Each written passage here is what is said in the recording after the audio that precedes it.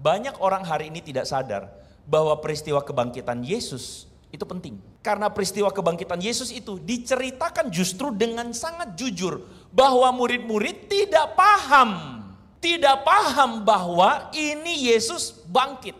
Mereka bahkan tidak menyangka Yesus bangkit. Pak, kenapa ini penting? Karena ini menunjukkan bahwa mereka tidak bikin-bikin itu cerita. Kalau kita recall kembali pada malam waktu Yesus ditangkap di Getsemani, mereka udah siap untuk berperang demi Yesus, betul nggak? Contohnya adalah Petrus yang membawa pedang. Mereka tidak menyangka bahwa ending dari yang Yesus lakukan adalah disalibkan. Mereka tidak menyangka bahwa endingnya adalah Yesus dikubur. Mereka tidak menyangka bahwa semua sorak-sorai pada waktu Minggu Palma, hari Minggu, semua menyambut Yesus dengan daun palma itu loh saudara-saudara. Mereka tidak menyangka bahwa endingnya adalah salib. Dan mereka terpukul luar biasa. Maria Magdalena ketika melihat dalam kubur mayatnya hilang, dia lari pergi mencari murid-murid dan dia komentar satu perkataan. Apa komentarnya? Apa yang bikin kok Andre itu Kristen? Saya bilang ada dua hal yang tidak akan bisa you cari permasalahannya. Yang pertama, ajaran Yesus. Silakan kau cari dari atas sampai bawah, kiri sampai kanan, luar sampai dalam.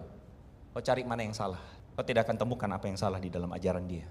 Dalam ajarannya, dalam keteladanannya, dalam apa yang menjadi spiritualitasnya, tidak ada yang salah. Dan yang membuat dia adalah Tuhan adalah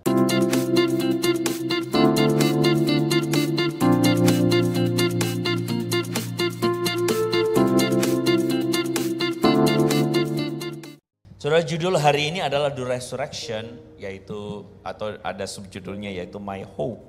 Yohanes pasal 20 ayat 11 dan sampai ayat yang ke-18 akan membantu kita, yaitu sebuah narasi tentang bagaimana Yesus bangkit dan berjumpa dengan Maria Magdalena. Kita sama-sama membacakan ayat ini saudara-saudara sama-sama ya. 1, 2, 3. Maria berdiri dekat kubur itu dan menangis. Sambil menangis ia menjenguk ke dalam kubur itu. Dan tampaklah olehnya dua orang malaikat berpakaian putih. Yang seorang duduk di sebelah kepala dan yang lain di sebelah kaki di tempat mayat Yesus terbaring. Kata malaikat-malaikat itu kepadanya, "Ibu, mengapa engkau menangis?" Jawab Maria kepada mereka, "Tuhanku telah diambil orang dan aku tidak tahu di mana ia diletakkan." Sesudah berkata demikian, ia menoleh ke belakang dan melihat Yesus berdiri situ. Tapi ia tidak tahu bahwa itu adalah Yesus. Kata Yesus kepadanya, "Ibu, mengapa engkau menangis? Siapakah yang engkau cari?" Maria menyangka orang itu adalah penunggu taman. Lalu berkata kepadanya, "Tuan, jikalau Tuan yang mengambil dia, katakanlah kepadaku, di mana Tuan meletakkan dia supaya aku dapat mengambilnya." Kata Yesus kepadanya, "Maria." Maria berpaling dan berkata kepadanya dalam bahasa Ibrani, "Rabuni," artinya guru. Maria Magdalena pergi dan berkata kepada murid-murid, "Aku telah melihat Tuhan." Katakan sama-sama dengan saya, "Aku telah melihat Tuhan." Saudara-saudara, kalau saudara tahu ada yang namanya judulnya adalah Einstein Effect. Apa itu Einstein Effect? Einstein Effect ini adalah sebuah istilah yang diformulasikan untuk menggambarkan bagaimana manusia itu kecenderungannya berpikir pada satu arah. Jadi manusia itu punya sebuah kecenderungan bahwa kalau saya berhadapan dengan A, B atau C, maka jalan keluarnya adalah harus ini. Maka yang membuat saya tenang adalah ini. Saudara, kita berpikir jalan keluarnya cuma satu. Karena itu adalah psikologi kita memang. Contohnya begini, kalau saudara lihat di depan, nah, menurut saudara, angka yang ditutupin sama itu mobil, angka berapa?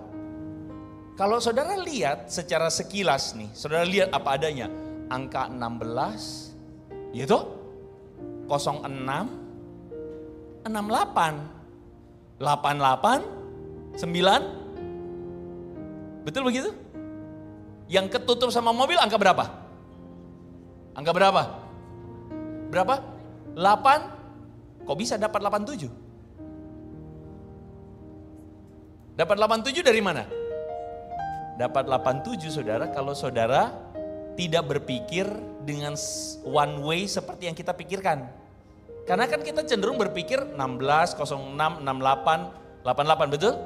Sebenarnya itu bukan angka dari kiri ke kanan tapi dari kanan ke kiri. Bahkan itu bukan angka kanan ke kiri, dibalik saudara-saudara, betul ya? Baru saudara lihat itu 86, betul? Terus 88, 89, 99. Berarti yang ketutup berapa? 87. Ini adalah contoh sederhana. Bahwa kita itu suka berpikir solusinya mesti begini. Dan kadang-kadang ternyata jawabannya ada di depan mata kita. Cuman kitanya tidak sadar. Ternyata kadang-kadang jawabannya ada di depan mata kita. Cuman kitanya mesti mengubah cara pikir kita. Saudara, kira-kira itulah yang terjadi dengan Maria Magdalena. Pada waktu Yesus bangkit, itulah yang terjadi dengan Maria Magdalena dan para muridnya. Apa Pak yang terjadi? Mereka tidak menyangka bahwa Yesus bangkit. Mereka sama sekali tidak sangka. Mereka cuma berpikir bahwa Yesus yang telah mereka ikuti 3,5 tahun itu adalah Yesus yang suddenly entah kenapa disalibkan. Entah kenapa, loh kok gini? Yesus disalibkan, Yesus mati.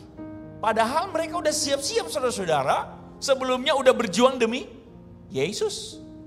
Kalau kita recall kembali pada malam waktu Yesus ditangkap di Getsemani, mereka udah siap untuk berperang demi Yesus, betul nggak? Contohnya adalah Petrus yang membawa pedang. Mereka tidak menyangka bahwa ending dari yang Yesus lakukan adalah disalibkan. Mereka tidak menyangka bahwa endingnya adalah Yesus dikubur. Mereka tidak menyangka bahwa semua sorak-sorai pada waktu Minggu Palma, hari Minggu, semua menyambut Yesus dengan daun palma itu loh saudara-saudara. Mereka tidak menyangka bahwa endingnya adalah salib. Dan mereka terpukul luar biasa. Jadi ceritanya adalah Minggu pagi Maria Magdalena dan beberapa wanita yang lain datang ke kubur. Mereka datang untuk apa? Meminyaki Yesus. Kenapa mereka mau meminyaki Yesus? Karena mereka berpikir as simple as hari Jumat pada waktu Yesus diturunkan dari salib dan dikuburkan oleh Yusuf Arimatea. Yesus pada waktu itu buru-buru dikuburkan. Karena mau menjelang perayaan Paskah, menjelang Sabat pula. Udah masuk Sabat pula. Jadi mereka benar-benar cepat-cepat. Jadi Maria Magdalena pikirannya tuh apa sama beberapa wanita yang lain. Mereka menghormati Yesus. Mereka benar-benar sayang sama Yesus. Makanya mereka minyaki lagi dengan lebih proper. Kenapa lewat berapa hari Pak? Ya karena mesti lewat Sabat. Mereka gak boleh melakukan itu. Setelah lewat Sabat minggu pagi. Mereka cari makam Yesus. Mereka mau minyakin lagi. Waktu mau minyakin lagi mereka kaget. Loh, batunya terguling. Makanya mereka tanya, siapa yang menggulingkan batu itu? Siapa yang tahu kami akan meminyaki Yesus? Terus kemudian ketika mereka cek ke dalam, mayatnya hilang. Perhatikan ini saudara-saudara. Maria Magdalena ketika melihat dalam kubur mayatnya hilang, dia lari. Pergi mencari murid-murid dan dia komentar satu perkataan. Apa komentarnya? Sama-sama kita baca saudara ya. 1, 3. Tuhan telah diambil orang dari kuburnya. Dan kami tidak tahu di mana dia diletakkan. Kalau saudara baca ini kisah, saudara harusnya menemukan satu hint yang membingungkan. Apa itu? Tahukah saudara bahwa Yohanes dan para murid, Yohanes apalagi, dia menceritakan dengan sangat clear. Dan jujur apa adanya, tidak dibikin-bikin. Apa yang dia ceritain? Para murid, Maria Magdalena juga adalah orang-orang yang tidak mengerti. Maksudnya ini apa? Mereka tidak mengerti isi kitab suci yang mengatakan bahwa Yesus harus bangkit dari antara orang mati. Jadi gini loh saudara-saudara. Kenapa kok begini ceritanya? Tapi kalau saudara lihat cerita ini, clear dan jelas bahwa murid-murid itu diceritakan mereka bahkan tidak menyangka Yesus bangkit. Pikiran mereka adalah mayat Yesus dicuri. Saudara-saudara, kenapa saya mesti ngomong ini secara mendalam? banyak orang hari ini tidak sadar bahwa peristiwa kebangkitan Yesus itu penting. Karena peristiwa kebangkitan Yesus itu diceritakan justru dengan sangat jujur bahwa murid-murid tidak paham. Tidak paham bahwa ini Yesus bangkit. Mereka bahkan tidak menyangka Yesus bangkit. Pak, kenapa ini penting? Karena ini menunjukkan bahwa mereka tidak bikin-bikin itu cerita. Mereka tidak karang-karang itu cerita. Sorry itu saya saudara-saudara. Dalam perjalanan pelayanan saya pernah dalam sekolah teologi saya jadi ateis. Sekolah Alkitab saya ateis. Loh kok bisa Pak? Ya bisa lah. Masa enggak bisa? Dalam pelayanan saya pernah jadi agnostik. Agnostik itu adalah oke, kayaknya Tuhan ada. Tapi kok saya enggak bisa percaya sama agama. Apakah Kristen yang benar? Kayaknya enggak deh. Ya mungkin Tuhan itu ada tapi kayaknya saya enggak bisa percaya agama. Pak, Bapak begitu? Iya. Jujur. Loh kok bisa? Bukan pertanyaannya kok bisa. Menurut saya pertanyaan itu bukan yang paling utama. Pertanyaannya adalah bagaimana kalau begitu Bapak percaya kepada Yesus? Saya percaya pada Yesus karena kebangkitan. Karena saya mencoba untuk mencari kembali. Mencari kembali kenapa ya orang-orang jadi Kristen. Kenapa ya orang-orang itu para murid percaya. Karena peristiwa inilah yang membolak-balikan pikiran mereka. Sehingga mereka tuh menemukan bahwa Yesus itu benar. Saudara jangan salah, saya besar dari kekristenan. Sejak kecil saya ke gereja. Waktu kecil saya sudah dibaptis kecil, saudara. Saya ikut perayaan Paskah, bahkan waktu Paskah saya pernah saudara-saudara menjadi Yesus yang tersalibkan, pernah saya. Saudara pernah enggak? Saya pernah loh disalibkan tuh kayak Yesus, pernah waktu SMA saudara-saudara. Saya pernah cosplay jadi Yesus, saya ikutan drama Paskah, saya ikutan jadi panitia Paskah. Tetapi keikutsertaan kita dan familiaritasnya kita tentang kekristenan tidak menjamin kita ngerti kekristenan. Dan dengan jujur saya bilang saya tidak ngerti.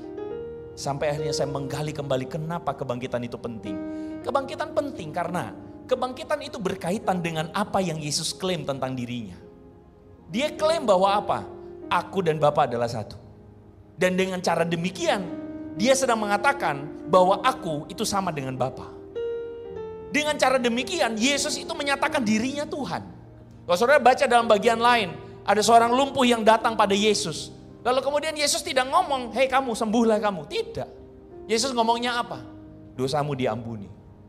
Kalau saudara baca baik-baik itu ayat, saudara akan ketemu bahwa para ahli Taurat dan orang Farisi gusar. Kenapa gusar?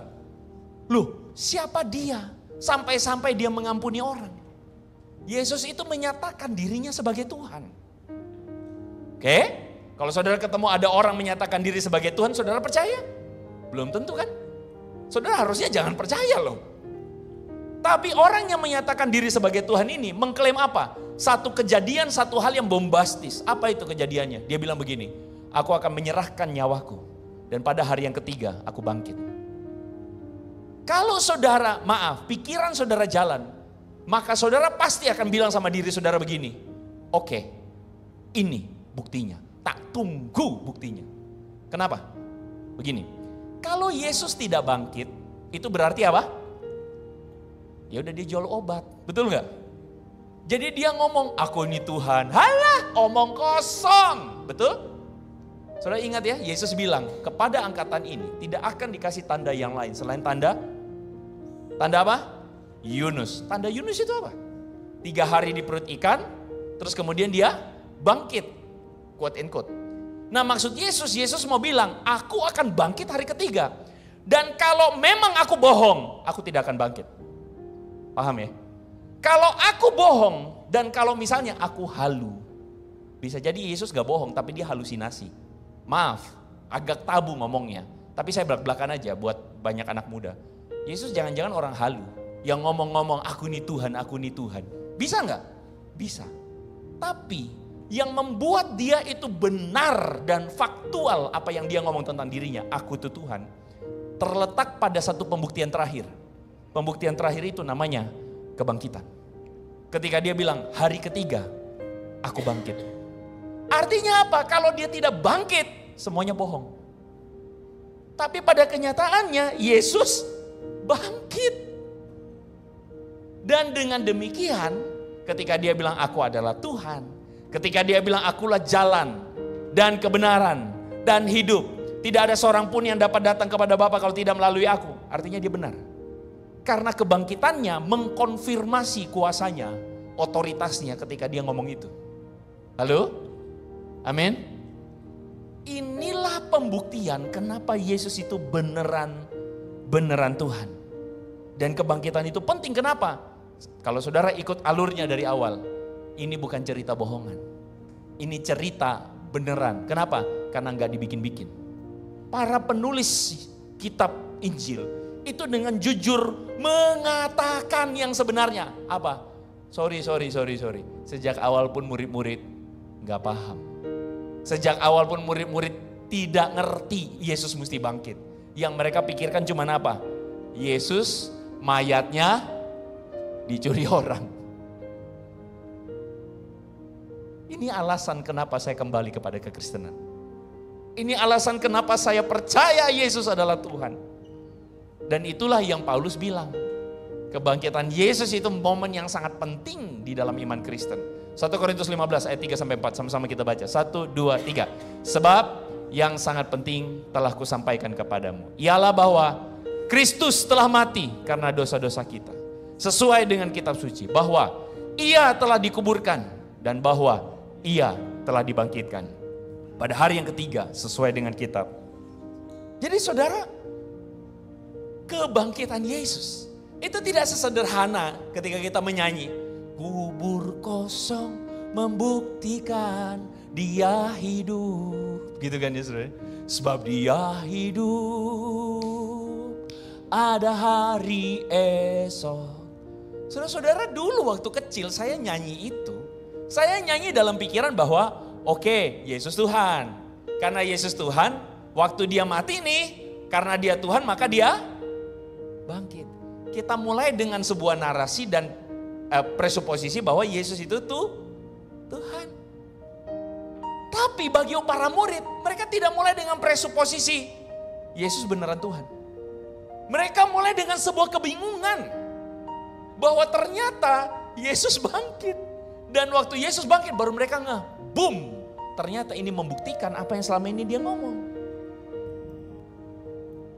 2 bulan ini saudara-saudara saya diwawancarai oleh kelompok ateis dan agnostik. Ngobrol lah kami.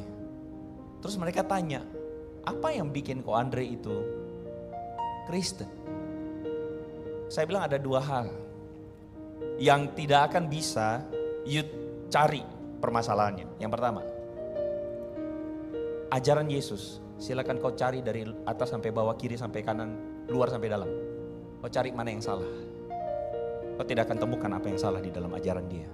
Dalam ajarannya, dalam keteladanannya, dalam apa yang menjadi spiritualitasnya, tidak ada yang salah. Itu pertama. Dan yang membuat dia adalah Tuhan adalah kebangkitannya. Saya menemukan bagaimana kebangkitan Yesus itu membuktikan ketuhanannya. Saudara-saudara, hari ini kita hidup di tengah-tengah dunia yang kebingungan. Dan saya ingin ajak saudara kembali lagi untuk melihat inilah yang terjadi dengan Maria Magdalena. Maria Magdalena di dalam segala kebingungannya, ketidaktahuannya, dia cuma bisa terjebak dalam situasi Tuhan telah diambil orang dan aku tidak tahu di mana dia diletakkan. Saudara masih ingat efek yang tadi saya ngomong saudara-saudara, apa istilahnya? Gak usah ingat. Einstellung. Ini adalah efek yang sama yang dimiliki oleh Maria Magdalena, di mana dia berpikir satu-satunya solusi atau penjelasan dari kubur yang kosong, penjelasannya adalah Yesus dicuri. Itu aja penjelasannya. Karena dia berpikir solusinya atau penjelasannya adalah mayat Yesus diambil orang. Ini mayatnya diambil dan aku tidak tahu di mana dia diletakkan. Sampai kemudian kita masuk di ayat yang ke-15 baru kita bertanya dan bingung. Kok bisa waktu Yesus menampakkan diri kepada Maria, bahkan Maria pun tidak sadar. Yesus tanya, ibu kenapa engkau menangis? Maria nangis dan Maria bilang, Tuhan, kalau Tuhan itu ambil mayat Yesus, kasih tahu di mana Tuhan taruh dia. Untuk menjelaskan ini kenapa Maria tidak sadar, kalau kita telusuri Maria Magdalena kita ngerti. Maria Magdalena itu adalah seorang murid. Di Alkitab saudara akan ketemu bahwa seringkali ada faktor budaya yang menggambarkan Yesus itu muridnya 12. Laki-laki. Nah, Maria Magdalena karena faktor budaya waktu itu perempuan masih belum terlalu dihitung. Dia sebenarnya termasuk lingkaran dalamnya Yesus. Termasuk dekat dengan murid-murid. Dia ini pernah dibebaskan dari kuasa 7 roh jahat. Saudara tahu kalau pada waktu itu orang kalau udah dikuasai roh jahat dan sebagainya itu udah dianggap orang gila. Orang seperti itu akan di luar tembok saudara-saudara. Dibuang keluar. Jadi ketika Yesus membebaskan Maria Magdalena dari 7 roh jahat. Itu artinya apa? Maria berhutang hidup kepada Yesus.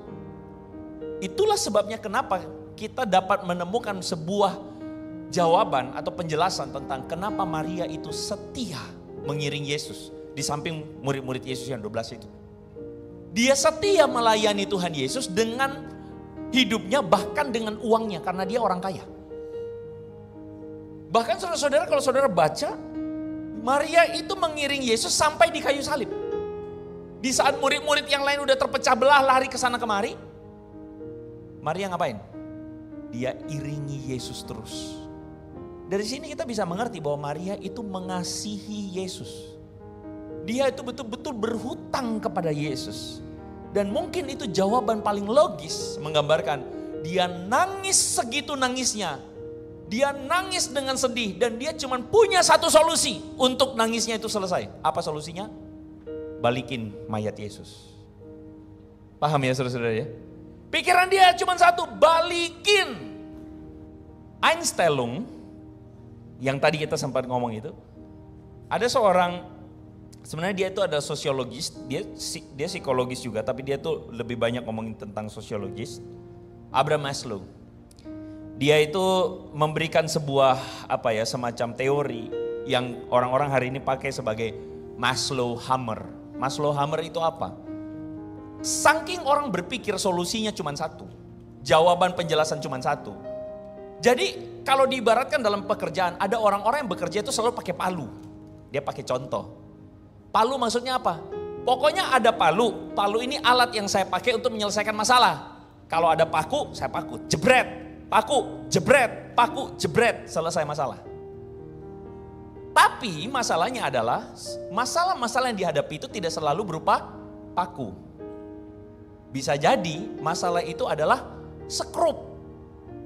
Nah kalau sekrup solusinya apa? Dipalu. Nggak bisa. Kalau sekrup solusinya adalah diobengin, betul ya? Nah Maslow kasih contoh ilustrasi. Ada orang yang ketemu sekrup tapi diapain? Dipaku. Dipalu saudara-saudara, dihammer saudara-saudara. Nah Maslow bilang apa? Yang kayak begini adalah fenomena di mana di dalam dunia bisnis, dalam dunia pekerjaan itu menjelaskan. Kenapa kita selalu muter-muter di situ aja. Hari ini saudara-saudara ada di antara engkau yang datang ke gereja, engkau ada dalam dualisme. Bahkan ada orang yang datang ke gereja dengan harapan, saya kalau rajin ke gereja, semoga masalah saya selesai. Ya saya rajin berdoa aja supaya apa? Supaya saya dipromosiin. Supaya saya dapat solusi dalam hidup. Ketika hidup ini kok kayaknya kurang enak, gak ada terobosan. Saya ingin terjadi terobosan. Jadi saya datang ke gereja. Supaya Tuhan mendengar doa saya. Supaya Tuhan memberkati saya dipromosiin, entah gimana atasan saya nyebelin itu dipecat kayak begitu. Supaya kemudian Tuhan mengerjakan mujizatnya. Tanpa sadar kita bekerja di dalam cara yang sama. Kita berpikir dalam pikiran yang sama.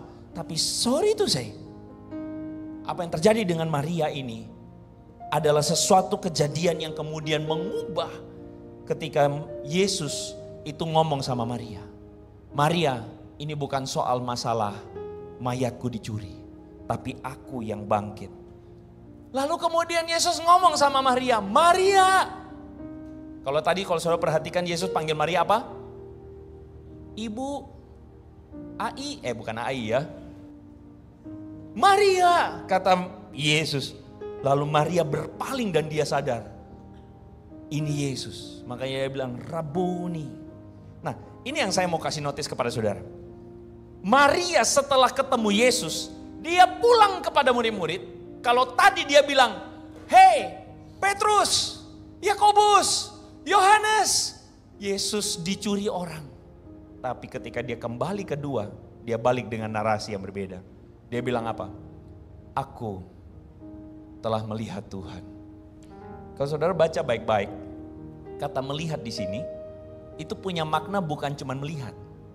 Dalam bahasa Yunani, melihat itu punya satu verb yang diterjemahkan, yang pakai bahasa Yunani itu blepo.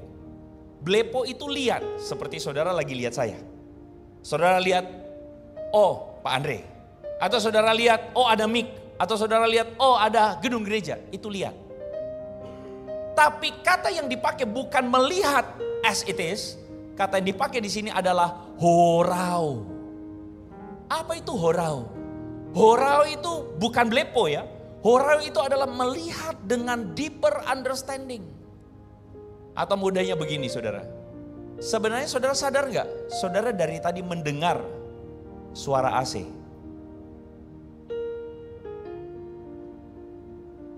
Saudara dengar suara AC?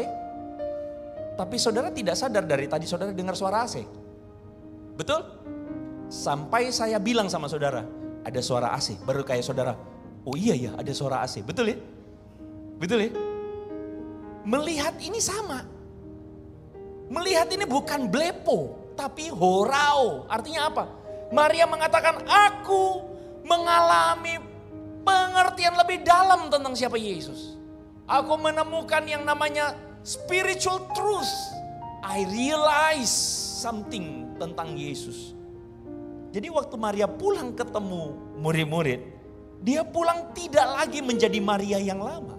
Tapi dia pulang dengan Maria yang mengalami terobosan. Terobosan apa? Terobosan dengan Yesus yang bangkit. Jadi kebangkitan Yesus itu bukan cuma mengubah duka jadi suka. Kalau saudara perhatikan murid-murid berduka. Mereka berkumpul dalam pintu-pintu yang tertutup. Jendela-jendela yang tertutup, mereka takut. Tapi kemudian mereka keluar dengan yang namanya apa? Semangat, percaya diri. Bahkan mereka berubah persepsinya tentang siapa Yesus. Mereka berubah persepsinya tentang tujuan mereka. Yang tadi murid-murid apa saudara tujuannya? Tujuannya adalah memerintah bersama Yesus. Jangan lupa, saudara ingat gak ada satu peristiwa di mana ibu dari Yohanes dan Yakobus datang sama Yesus lalu bilang begini, Tuhan, kalau nanti yang kau memerintah, izinkan Yohanes, Yakobus duduk di samping kiri dan sebelah kanan. Masih ingat? Menurut saudara, ibu-ibu itu berpikirnya tuh Yohanes dan Yakobus memerintah bagaimana? Memerintah dengan kuasa. Memerintah dengan cara dengan bayangan mereka. Iya enggak? Karena mereka itu berpikir Yesus akan mengalahkan Romawi. Mereka berpikir Yesus itu akan mengambil kekuasaan. Makanya Petrus bawa pedang. Sudah paham? Itu tujuan mereka. Makanya ketika Yesus ditangkap, murid-murid lari. Kenapa? Karena mereka tidak menyangka Yesus tidak berperang. Mereka tidak menyangka Yesus malah menyerahkan dirinya. Mereka tidak menyangka Yesus malah membiarkan dirinya disalib. Harapan mereka yang tadi itu, saudara-saudara. Apa istilahnya tadi?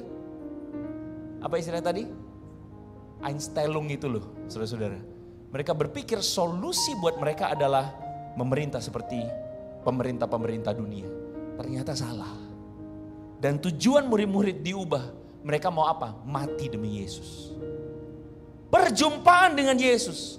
Horau Tuhan Yesus itu mengubah spiritualitas mereka. Masih ingat satu kali Yakobus dan Yohanes lagi nih, anak-anak si Boanerges. Mereka Injilnya ditolak. Mereka pergi memberitakan Injil di satu kota. Lalu mereka balik, mereka bilang apa? Tuhan, itu kota tidak menerima kita. Masih ingat mereka bilang apa? Masih ingat mereka bilang apa? Mereka bilang begini, apa perlu kami memerintahkan petir turun dari langit menghancurkan kota ini? Saudara masih ingat itu? Sekarang saya tanya, mereka beriman gak pada Yesus? Beriman gak? Beriman banget. Mereka percaya gak Yesus punya kuasa? Percaya banget. Tapi mereka percaya tidak dengan spiritualitas Yesus. Apa itu spiritualitas sih?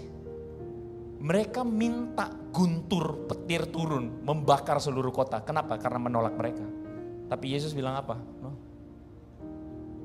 Tidak dengan cara begitu. Karena Yesus bilang, pemerintah berkuasa dengan tangan besi. Tapi aku berkata kepadamu, siapa yang terbesar di antara engkau? Harus jadi yang terkecil. Siapa yang memimpin, pemimpin di antara engkau harus jadi pelayan. Itu spiritualitas Yesus. Dan spiritualitas itulah yang mengubahkan atau terjadi pada murid-murid. Saudara-saudara, perjumpaan Maria dengan Yesus itu mengubah cara pikir mereka. Dan kemudian itu memberikan harapan di dalam kebangkitan. Dan itulah yang saya ingin bilang. Sebenarnya gini, kejadiannya berubah enggak? Kejadiannya sama, plek, tapi pemaknaannya berubah. Cara pandangnya berubah. Halnya sama enggak? Sama. Tapi cara pandangnya berubah. Ini yang Paulus tulis dalam 1 Korintus pasal 15. Kita sama-sama baca. 1, 2, 3. Ditaburkan dalam kebinasaan. Dibangkitkan dalam ketidakbinasaan. Ditaburkan dalam kehinaan. Dibangkitkan dalam kemuliaan. Ditaburkan dalam kelemahan. Dibangkitkan dalam kekuatan. Yang ditaburkan adalah tubuh alamiah. Tapi yang dibangkitkan adalah tubuh. Maksudnya apa? Paulus, kalau saudara tahu ini orang benar-benar dulu cara pikirnya sekuler sekali. Dia mengatakan dalam Filipi pasal 3, dia bilang begini. Kalau ada orang yang mau berbangga atas nama lahiriah, aku bisa. Aku ini orang Yahudi asli, disunat hari ke-8. Aku suku Benjamin. Dalam hal mazhab, aku adalah mazhab Farisi. Aku punya guru Gamaliel. Jadi orang-orang hari itu berbangga atas nama apa? Atas nama atribut-atribut itu. Paulus mau mengatakan, aku bisa berbangga. Tapi kalau saudara baca baik-baik, Paulus bilang apa? Tapi karena Kristus, aku anggap semuanya apa? Sampah. Spiritualitasnya itu berubah 180 derajat. Yang bagi dunia dianggap rugi, bagi Paulus dia menemukan keindahannya. Kalau saudara baca ini, Paulus mau bilang kebangkitan itu adalah sebuah proses yang indah karena harus didahului sama kematian. Hari ini dunia tidak mau yang namanya kematian. Paulus pakai contoh saudara-saudara benih. Benih itu ketika dia mau tumbuh, dia mesti jatuh dulu. Dia mesti terkubur dulu. Dia mesti mati dulu baru dia tumbuh, betul? Hari ini dunia tidak mau rugi, betul? Dunia tidak mau apa? Mati. Dunia tidak mau apa? Jatuh. Dunia maunya apa? Naik terus. Dan tanpa sadar kita pakai narasi Kristen. Kita harus naik terus jadi kepala dan bukan ekor. Tanpa sadar kita melayani spiritualitas kita. Jangan salah. Murid-murid Yesus bisa punya spiritualitas dunia loh. Dengan kata seperti mereka ngomong tadi. Turunkan petir ya, api ya, bakarin ini semua yang menolak Yesus. Itu spiritualitas dunia loh. Betul? Tapi hari ini saudara-saudara kita diajarkan bahwa ada sebuah perubahan luar biasa terjadi pada para murid. Ketika salib dan kebangkitan itu mengubah spiritualitas mereka. Yakobus pasal 1 ayat 2 sampai ayat 3. Sama-sama kita baca. 1, 2, 3. Anggaplah sebagai suatu kebahagiaan apabila kamu jatuh dalam berbagai-bagai pencobaan. Sebab kamu tahu bahwa ujian terhadap imanmu menghasilkan.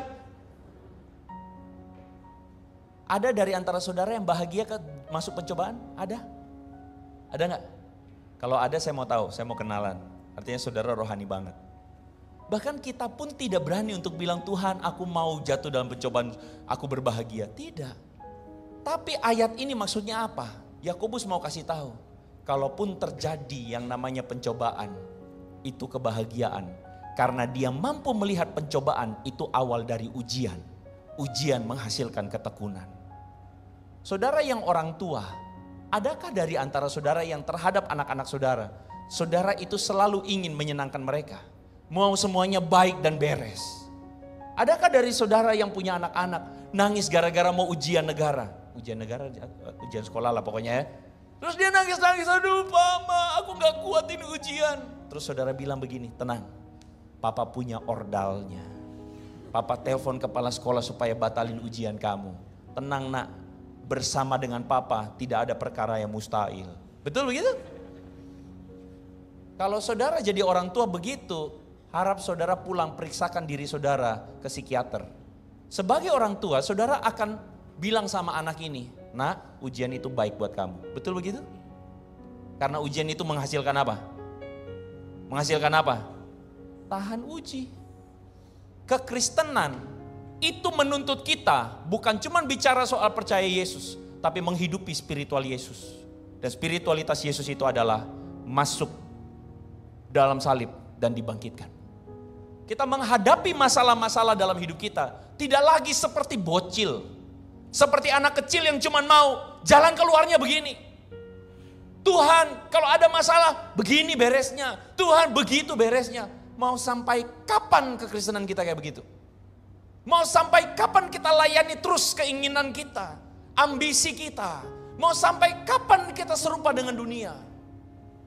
Kekristenan itu mengharuskan kita untuk mengalami perubahan.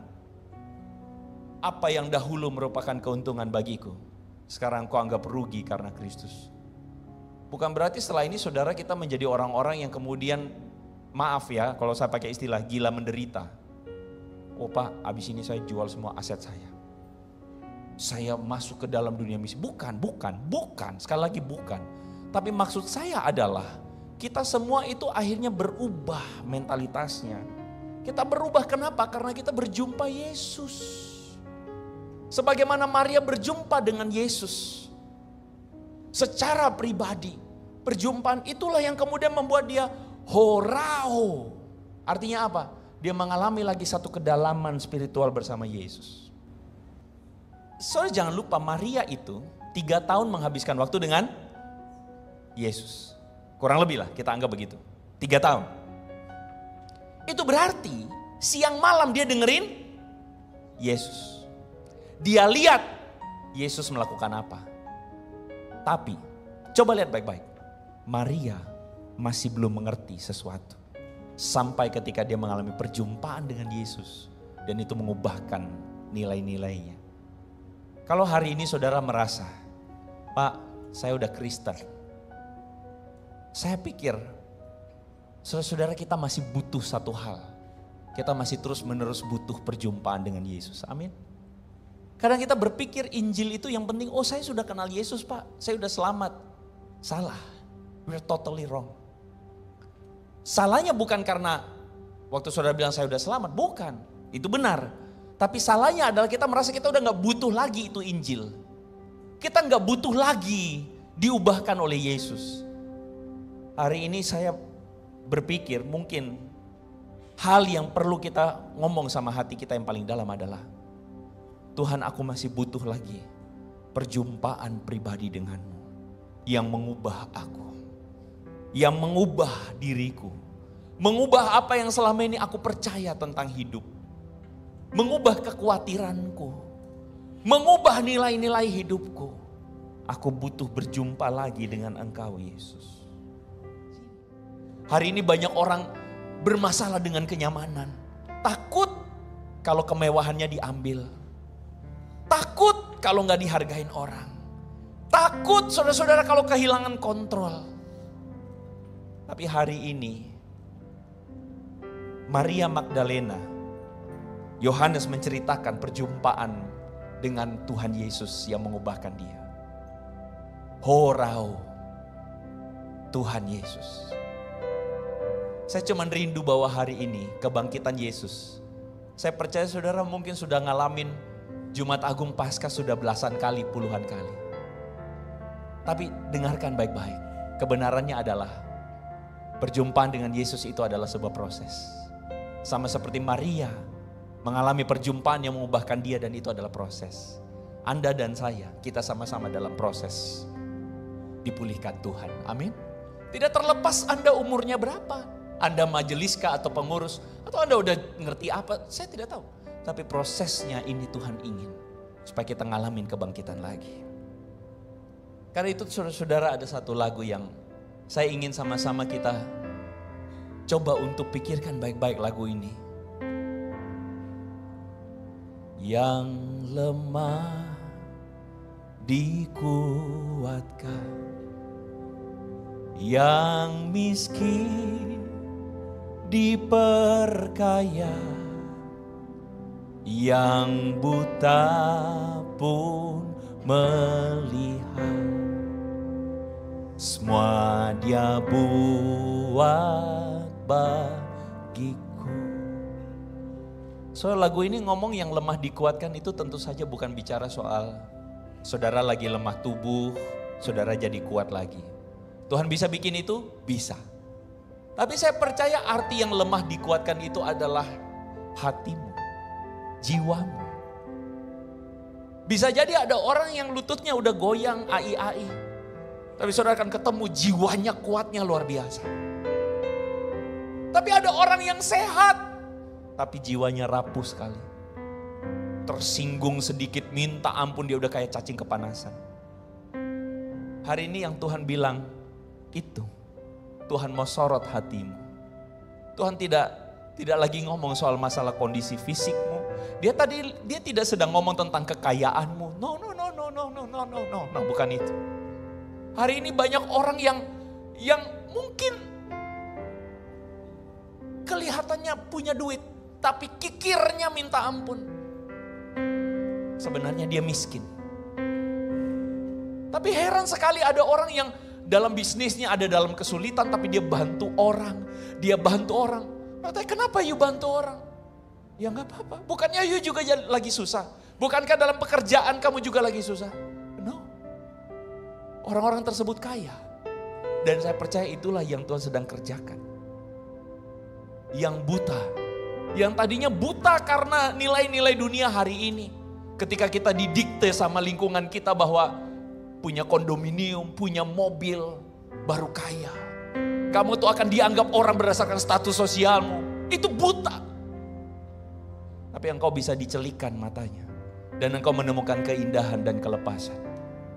Saya selalu bilang, mungkin mujizat bagi saya adalah bukan saya sakit, saya sembuh. Mujizat saya adalah mungkin bukan karena saya lagi utang terus utang saya beres, bukan. Mujizat saya adalah saya menemukan tempat bagi hati saya untuk beristirahat pada kasih dan kebaikan Tuhan. Saya menemukan keindahan di dalam Injilnya. Saya menemukan kebahagiaan ketika saya bisa mengasihi orang. Saya menemukan kebahagiaan ketika saya bisa mengampuni orang. Saya menemukan kebahagiaan ketika saya bisa jadi berkat dan saya tidak lagi perlu peduli dan hitung-hitung apa untungnya buat saya. Saya menemukan hidup yang bahagia.